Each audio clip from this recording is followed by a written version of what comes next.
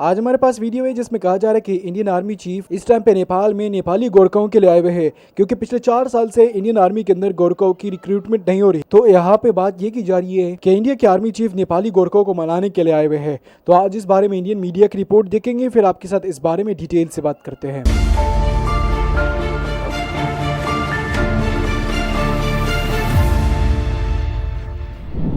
नमस्कार, स्वागत है आप सभी का संस्कृति IAS के YouTube प्लेटफॉर्म पर। मेरा नाम है शुभम और आज हम बात कर रहे हैं एक महत्वपूर्ण टॉपिक पर जो जुड़ा है नेपाल के गोरखा सैनिकों से।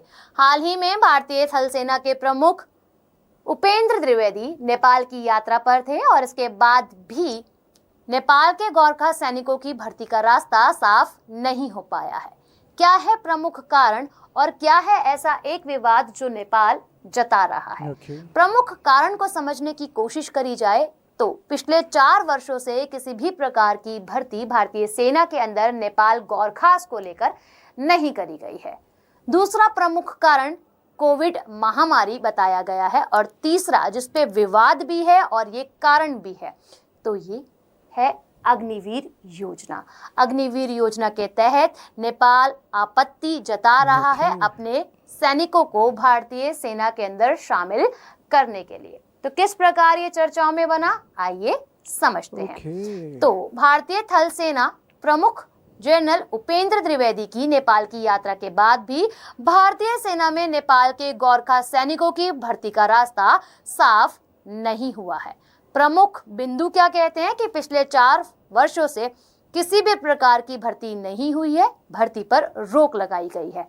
इसके साथ अग्निवीर योजना लागू होना और कोरोना महामारी के बाद नेपाल में सैनिकों की भर्ती रोक दी गई है। अग्निवीर के लिए तैयार नहीं नेपाल, क्या है कारण, क्या है अग्निवीर योजना? अग्निवीर योजना कहती है कि जो सैनिक हैं वो 4 वर्ष के लिए भारतीय सेना के अंदर कार्य करेंगे।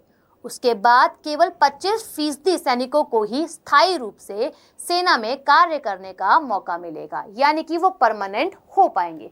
बाकी रहे और बचे 75% सैनिक अपने घर वापस जाएंगे और उनकी रोजगार को ध्यान में रखते हुए यहाँ पर आपत्ति जताई गई है कि we are not happy with this process of Agniveer योजना।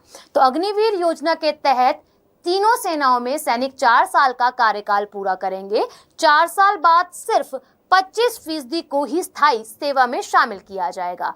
नेपाल अपने नागरिकों को अग्निवीर योजना की शर्तों पर भर्ती करने के लिए सहमत बिल्कुल भी नहीं है और इसी को ध्यान में रखें तो यही एक मुख्य विवाद बन रहा है। नेपाल ने इस पर 1947 में त्रिपक्षीय नेपाल भारत ब्रिटेन समझौते की शर्तों का भी उल्लंघन बताया है। साथ ही नेपाल ने 4 साल की सेवा के बाद सैनिकों के रोजगार पर भी चिंता जताई है। ठीक, तो ये एक मुख्य कारण भी है कि हाँ, जो सैनिक हैं वो अगले 4 साल बाद किधर और कहां जाएंगे रोजगार लेने के लिए। भारतीय सेना में गोरखा क्या कहता है कि भारतीय सेना की गोरखा ब्रिगेड में कुल 39 गोरखा राइफल्स बटालियन शामिल है जो 7 पैदल सेना रेजिमेंट बनाती है। इसमें से 1, 3, 4, 5, 8, 9 और 11 GR शामिल है। अप्रैल 1815 में एक GR को ईस्ट इंडिया कंपनी ने बंगाल आर्मी के हिस्से के रूप में स्थापित किया था और जो 11 GR है वो स्वतंत्रता के बाद शामिल करी गई थी। तो 11 GR स्वतंत्रता के बाद गठित एकमात्र रेजिमेंट है जिसमें ब्रिटेन को आवंटित बटालियन से गोरखा सैनिकों को शामिल किया गया था, लेकिन उन्होंने जाने का विकल्प जो है वो नहीं चुना। स्वतंत्रता के समय गोरखा बटालियनों में 90% सैनिक नेपाल के थे और शेष भारतीय थे और वर्तमान में यह अनुपात 60:40 हो गया है। सबसे ज्यादा गोरखा भारतीय सेना में है, इसके बाद नेपाल और ब्रिटेन में आते हैं। वर्तमान में भारतीय सेना में कुल 32,000 सैनिक नेपाल से ही हैं और जब अगर हम समझते हैं 2020 के बाद करीबन 15,000 सैनिक और गोरखा सैनिक जो हैं वो रिटायर्ड हुए थे और उनकी जगह कोई भी किसी भी प्रकार की नई भर्ती नहीं हुई है। इससे पहले नेपाल से प्रतिवर्ष 1500 से 1800 के बीच गोरखा भर्ती होते थे। अगर ऐसा ही चलता रहा तो आने वाले डिकेड 10 वर्ष या फिर 10 से 12 वर्ष के मध्य भारतीय सेना की गोरखा रेजिमेंट में एक भी नेपाली गोरखा शामिल नहीं रहेगा। ब्रिटेन भी करने जा रहा है भर्ती गोरखा सैनिकों की। तो आइए इसे भी समझ लेते हैं। ब्रिटेन भी अपनी रॉयल गोरखा में रेजिमेंट स्थापित करने जा रहा है। अंग्रेजों ने जब गोरखा रेजिमेंट की स्थापना करी थी तब इनकी कुल संख्या 10 थी। जब सेना का बंटवारा हुआ तो 4 रेजिमेंट, जिसमें से 2, 6, 7 और 10 ब्रिटिश ने अपने पास रख ली और रिमेनिंग 1, 3, 4, 5, 8 और 9 भारत के पास आ गई। वही अगर हम बात करें 11 GR की तो वो स्वतंत्रता के बाद शामिल करी गई है। आजादी के बाद भारतीय सेना ने गोरखा की और एक और रेजिमेंट स्थापित करी जिसे 11 गोरखा रेजिमेंट के नाम से जाना जाता है। ब्रिटिश के पास गई 4 में से एक रेजिमेंट डिसबैंड कर दी गई और माना ऐसा जा रहा है कि वह फिर से स्थापित करी जा रही है और उसकी तैयारी में। भारत और नेपाल के सैन्य संयोग को समझ लेते हैं, क्योंकि बिल्कुल पड़ोसी देश है नेपाल, और इसी को ध्यान में रखते हुए भारत नेपाल की सेना को आधुनिक बनाने के लिए उसे उपकरण और परीक्षण जो है वो प्रदान करता रहा है। भारतीय सेना द्वारा नेपाल में ध्रुव और Cheetah helicopter, INS, AS rifle और माइंस से बचाने वाले वाहन भी प्रदान किए गए हैं। नेपाली सेना प्रमुख को मादन भारतीय सेना प्रमुख का खिताब और इसी तरह भारतीय सेना प्रमुख को नेपाली सेना के मादन जनरल खिताब देने की परंपरा दोनों देशों के एक ऐतिहासिक संबंधों को भी दर्शाती है।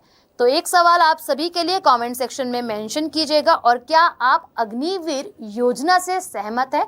क्योंकि समय समय पर यहाँ बदलाव भी हमें देखने के लिए मिल रहे हैं अपने भारतीय स्तर पर। तो आपसे मिलते हैं नेक्स्ट वीडियो में। इस सवाल का उत्तर कमेंट सेक्शन में जरूर दीजिएगा।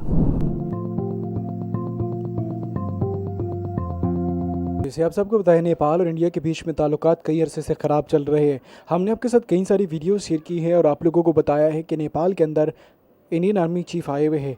इंडियन आर्मी चीफ अगर हम बात करें तो इंडिया, नेपाल, पाकिस्तान के अंदर आर्मी चीफ ही मुल्क के बड़े वजीर होते हैं। एशिया के अंदर जितने भी कंट्री है, खास करके हम पाकिस्तान, इंडिया, नेपाल, बांग्लादेश, श्रीलंका को देखे ले तो यहाँ पे प्राइम मिनिस्टर ऐसे कठपुतली होता है। प्राइम मिनिस्टर का काम कुछ भी नहीं होता। सारा काम जो होता है मुल्क को संभालने का, मुल्क को आगे लेके जाने का, वो आर्मी चीफ ही करते हैं। और इस टाइम पे इंडिया के आर्मी चीफ नेपाल में है।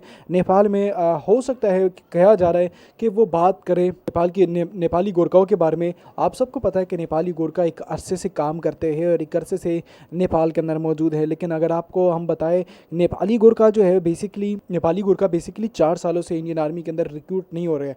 आप लोगों को पता है कि नेपाल के अंदर जितने भी गोरखा होते हैं वो इंडियन आर्मी में जाते हैं। लेकिन 4 साल पहले इंडिया ने एक ऐसा स्कीम लॉन्च किया था जिसकी वजह से कोई भी नेपाली गोरखा अब वहाँ पे नहीं जाता। और वो इसीलिए नहीं जाता क्योंकि वहाँ पे उनको वो टाइमिंग नहीं दी जाती। मतलब जैसे कि पहले 16 साल की रिक्रूटमेंट होती है, अब वो 4 साल पे आ चुकी है, जिसकी वजह से सारे गोरखा गुस्सा हो चुके हैं। तो यहाँ तक भी कह दिया कि अगर हमें कोई पाकिस्तान या चाइना की आर्मी में ले तो हम वहाँ पे भी जाएंगे। लेकिन अब 4 साल बाद इंडिया को होश के नाखून लेने पड़ गए हैं और अब उनको सोच विचार करना पड़ गया कि भाई पाकिस्तान के बजाय, अगर अब उनको सोच विचार का टाइम मिल गया और वो सोच रहे हैं कि अगर पाकिस्तान या चाइना नेपाली गोरखा चले जाते तो हमारे लिए मसला हो गया। तो इसीलिए अब नेपाली गोरखाओं को वापस बुलाने के लिए नेपाल के अंदर इंडियन आर्मी चीफ आ चुके हैं।